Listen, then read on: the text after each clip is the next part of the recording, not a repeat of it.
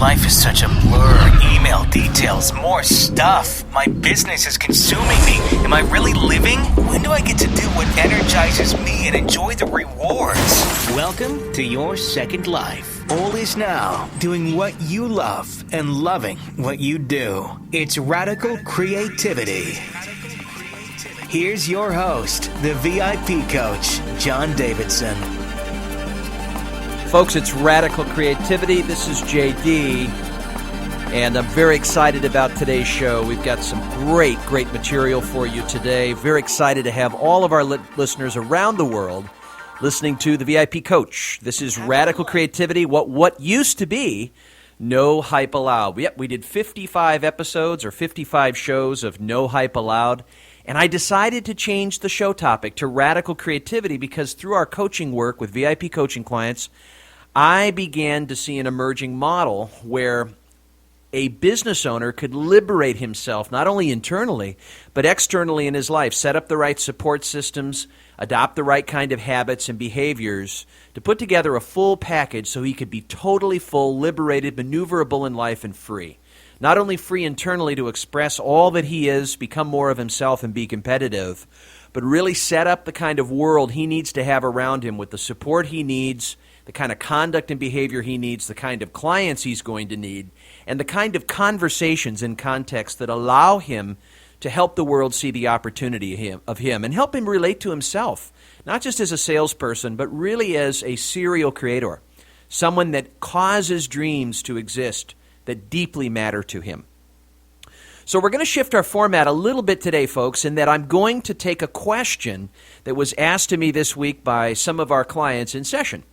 And these are actual rubber meets the road, where it meets the turf questions. So as you hear this, I'm sure that you as the listener, assuming you're an entrepreneur, you've been in your business at least 3 to 5 years of experience, you've already hit the $250,000 or $300,000 in income, that's personal income, and you're coachable, you see teamwork and collaboration as a key piece, a key instrument for you to lead change, and you just have a real appreciation, a deep commitment to learning and knowing that you never really come to all the answers, that learning comes through a relationship.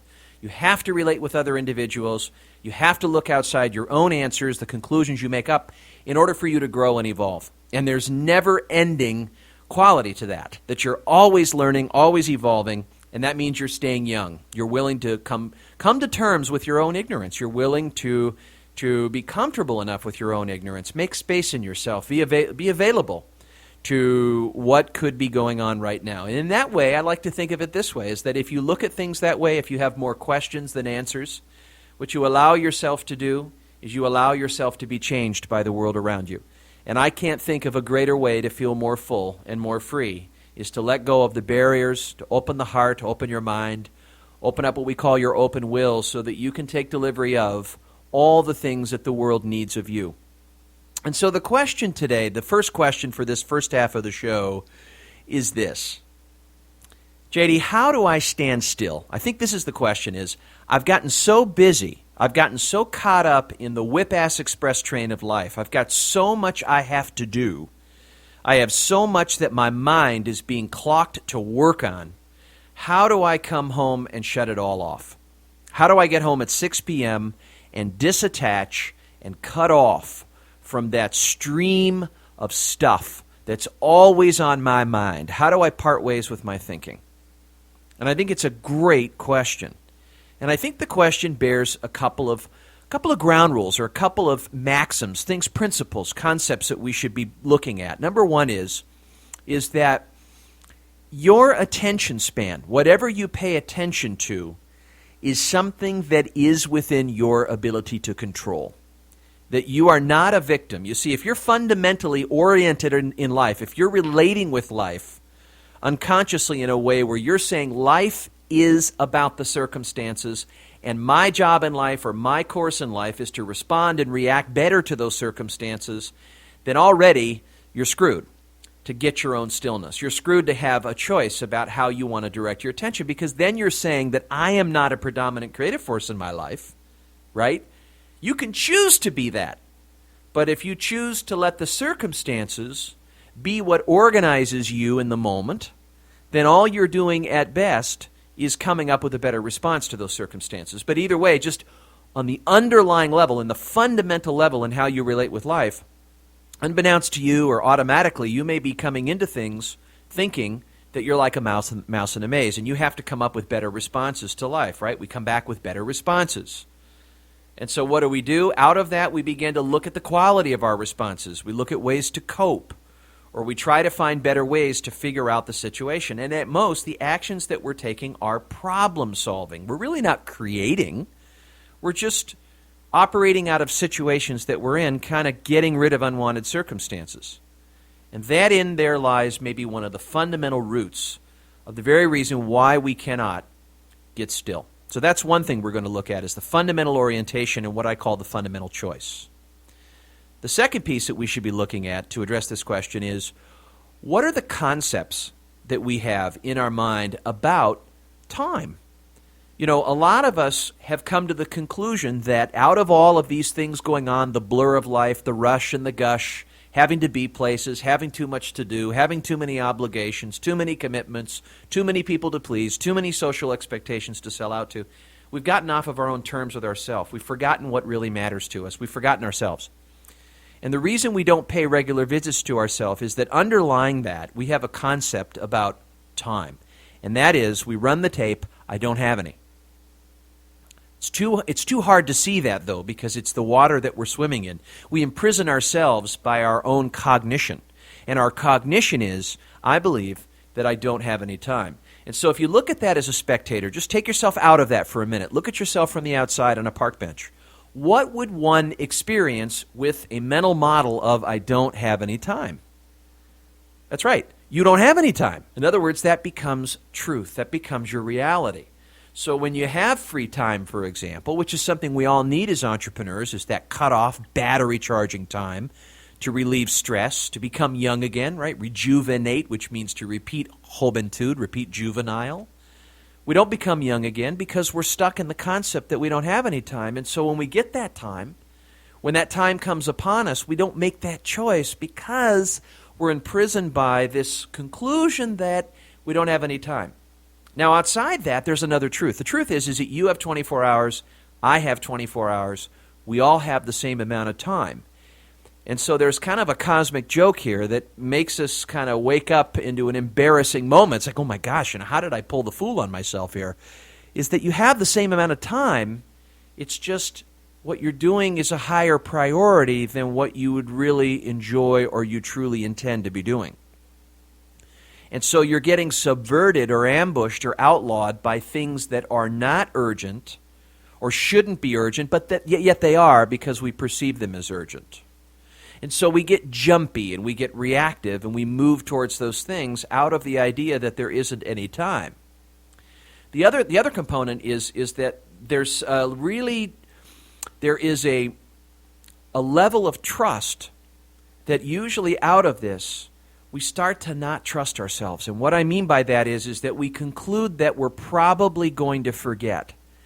See, how the system is rigged is there's so much on us that we don't have the ability to keep track of it all.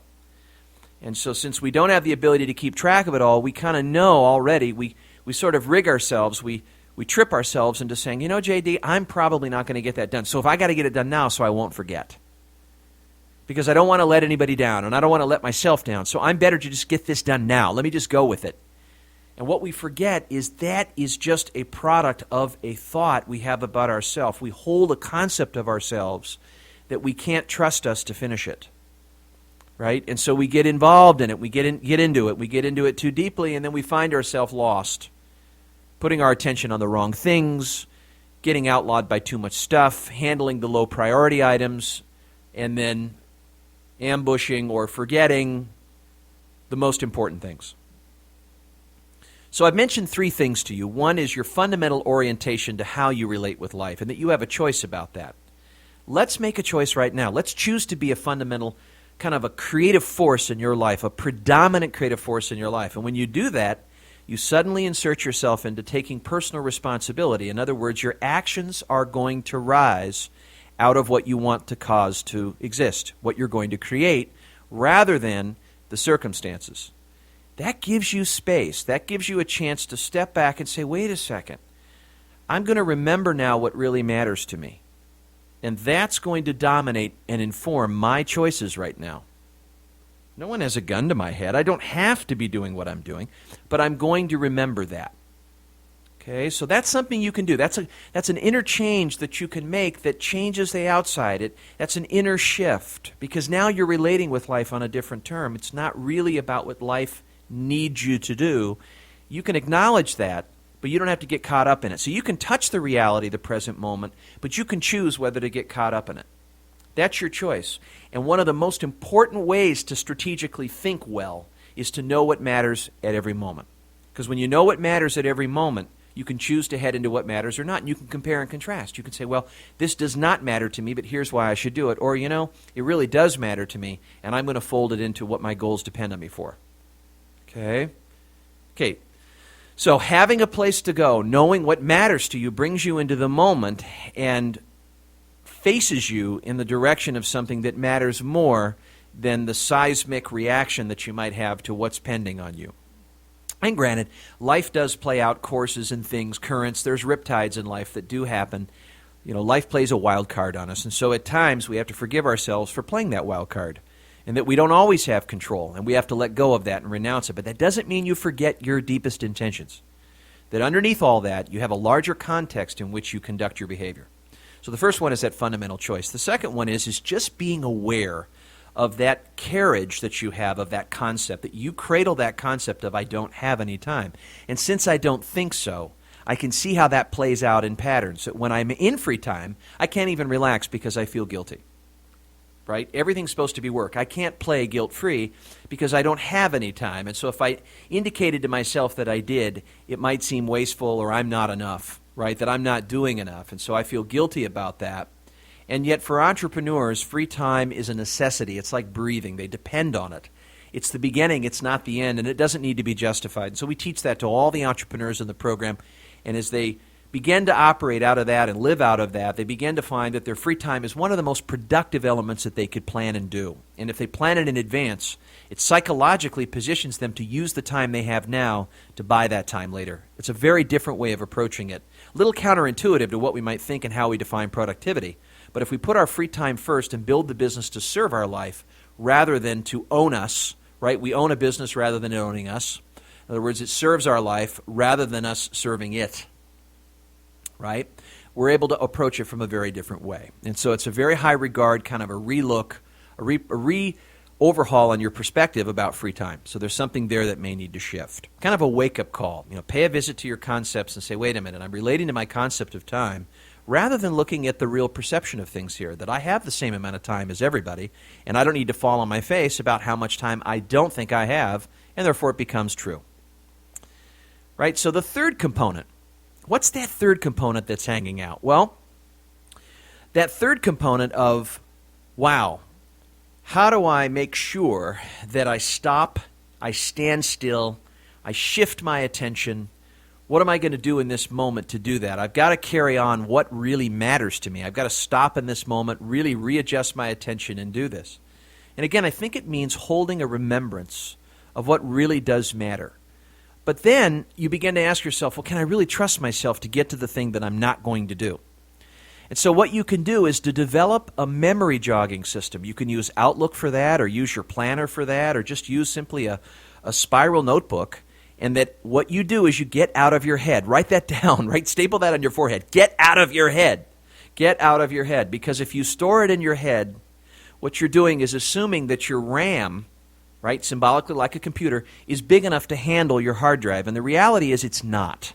Your RAM is probably not big enough. At least you shouldn't be drawing on it that much, because all these other aspects of your life need that RAM to prevail. You've got too much on your hard drive to handle. And when you know your limits, you become more forgiving of those limits. You're a human being. You're not a supercomputer.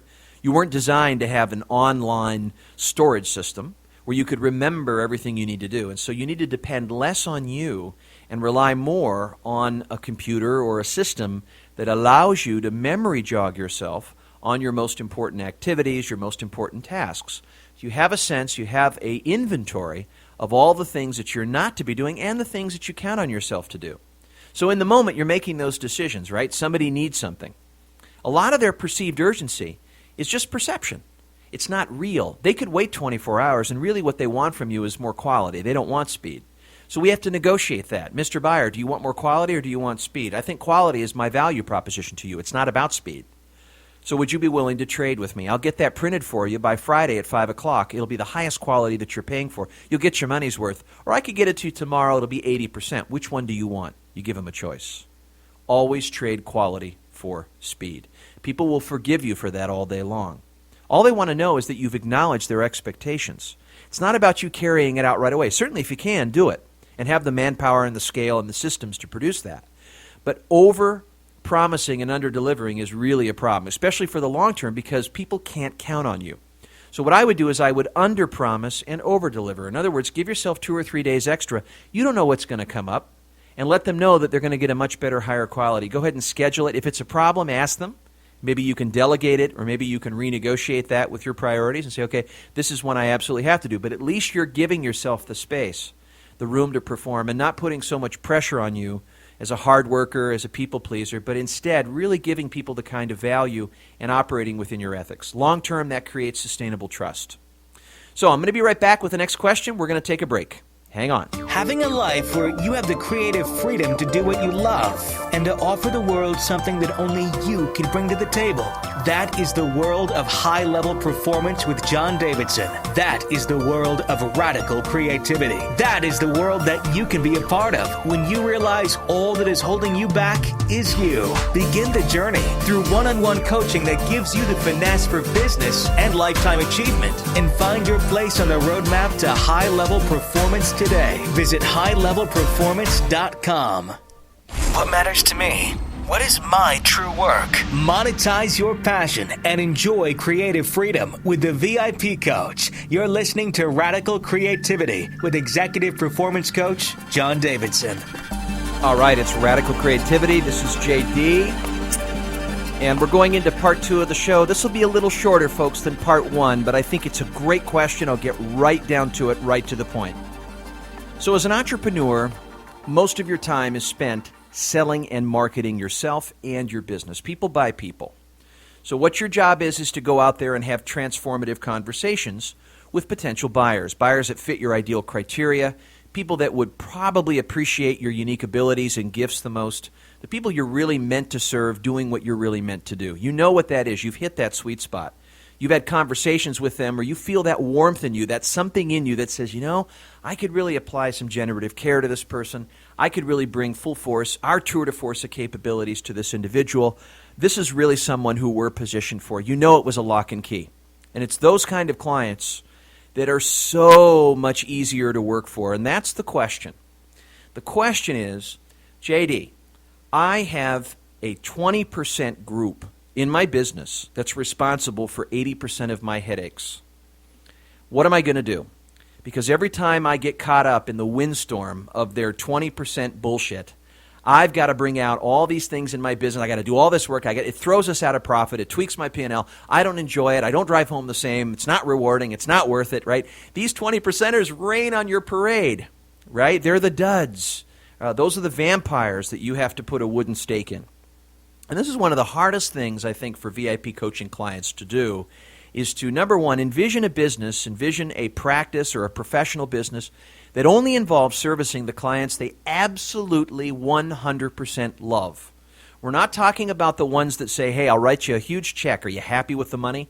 We're talking about the kind of people that you love, like, admire, respect, and so forth. And by that, the way they change you, they draw forth a totally authentic, indispensable creativity. They draw forth a personal gift or unique ability that out of that reverence, you're the only one that would deliver it that way. You see, when you choose ideal clients to work for, it actually makes you indispensable. But on the short term, this can be very, very scary because you hold on and are attached to those 20%ers that you think, well, they'll throw me a couple of bones, onesie-twosies, but then you go back and forth between the rebel in you and the authority in you. The rebel in you says, John, get the hell out of there. You know, these are people that you can't serve, and so forth. Trust that voice because that rebel, what that rebel is doing is saying to you something very, very smart. You see, when you bring in clients that you are not meant to serve, it's a direct disservice to your support staff. It tells the team that you don't care about them. The client is first. And it actually decreases morale, and it's one of the most harmful things that a leader can do to his or her organization is to keep hanging on, be codependent on clients because they write you a check, but yet they don't really position you to do the thing that you're really meant to do. And so it's a line between ethics and finances. I really want to rally on this call. I want to speak the voice of the risks of holding on to them and what it causes you to do long term. It deteriorates all kinds of goodwill. It deteriorates your internal customer loyalty, right? People don't want to work for you as much. The workplace isn't as fun. They don't position you to be that creative, right? The clients you hate just do not allow you to go to the next level and really create innovative, new breakthrough solutions, become a market transformer, and so forth. So really look at the short and the long on this, folks. At short term, you might be collecting a check, but long term, it's a fix that backfires. It's like paying a credit card every single time you got to pay for something, right? You got to pay on a credit card. You pay on a credit card, and it gives you some immediate relief. And you say, well, I can feel that my business is positioned, I'm secure because I've got these client-based relationships. But then you really look at them, you discern them. They're weeds in the garden, okay? And as you continue to keep them, more and more, as they feel more pleased, as they feel that you're doing the thing, they've got you doing the thing that they want you to do, they've got you paying them what they want you to, they've put you in a position to, one, not respect yourself, and two, to not get respect from them at all. And you're selling out pleasing people because oftentimes, being an entrepreneur, you have a martyr feeling. You feel guilty that, wow, I should appreciate all the opportunities and so forth. I feel really funny and guilty about letting people go. That is totally self-interested, by the way. That is not in service to anybody, and you are totally ripping off people if that's the case, because they will never get the unique gifts and things that your DNA tells you to do. See, what you love is what you draw forth is talent. Talent comes from the reverence and respect and passion and admiration that you have for the clients that you absolutely just are thrilled to please. Really, think about this. Take your two best clients. Think about them. Think about their responses. If you ask them why they have a relationship with you, you know why that is. It's because you deliver something to them that no one else can. You're better than anyone alive because they see a unique ability or a unique competitiveness. They see a creativity in you that no machine could duplicate, that no competitor could bring to the table. They're witnessing a unique process. You've brought them to the table with that. That started with the passion you had for serving them. So really look at this. What you need to do is very simple. Divide your business up, take your database, take your customer base, and make it three groups. The A group, the B group, and the C group. The A's are the groups. Those are the people. Those are the clients that you admire the most, the ones that you want to be referable to. You want to develop a best-in-class solution for your best-in-class. Kind of your dream 100 or your dream 50. These are the best of the best, and so we want to develop a special program, an American Express Platinum program for them. And so your unique process begins to transmit a very special niche level. It has a very special lock and key fit to these kind of client situations, right? So they appreciate a very specific program that's laser focused for them. Number two, you treat your Bs like As. Of course, you're honorable and respectable and so forth. You treat them like As. You're not judgmental on them. They're not subordinates. But they need education. They need to know what they need to do to please you. They need to know through your newsletters. They need to know through your calls. They need to know through your interactions what it is that you can do to position them to become A's, to get that kind of responsiveness from you. And so figure out a strategy to do that. Pull your team together. Come up with a pathway to help educate your B's. Now, there are some B's that may need to be downgraded into C's, and I call these the duds or the misfits. And the misfits are potentially some lost souls that no matter what you do, no matter how hard you try, you're not going to be able to help them, and you've got to cut them loose. So it's time to fire some clients. Be bold and be challenging. You can do this with a letter telling them that you want to serve them, and they'd be better served by someone else who's better of a fit to support their kind of style, to support their goals and needs. You're not the person fit for them, and that's a very altruistic thing to do. Now, what are you going to do with all that space? What are you going to do with all that space and that emptiness? That's right. You're going to fill it up with more activities to do and value that you can now redirect to positioning your A's. That space is an opportunity. It's generative. It's not loss. It's a new space now. You've made space for the new.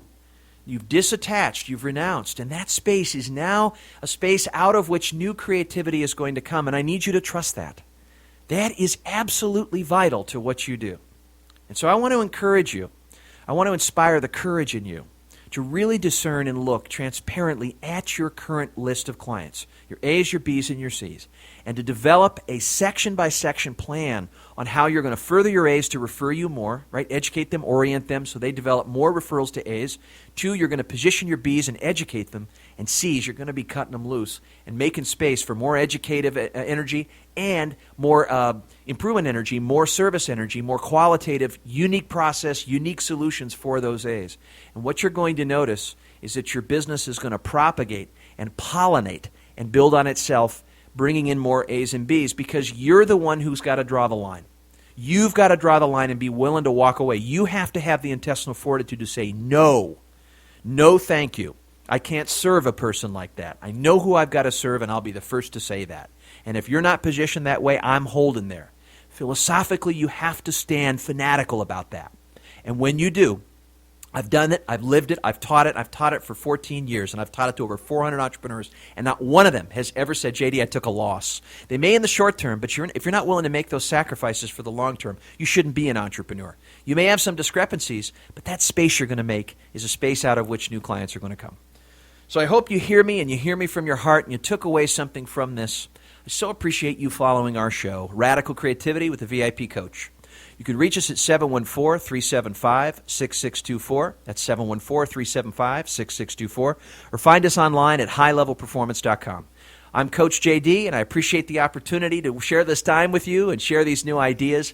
I hope it was valuable for you. Until next time, we'll be visiting next month. This is Radical Creativity. Have a productive day. For more tools on how to liberate your gifts, become more valuable, and on purpose through radical creativity with executive performance coach John Davidson, visit highlevelperformance.com and be sure to follow John on Facebook. Check back soon to continue the journey toward radical creativity.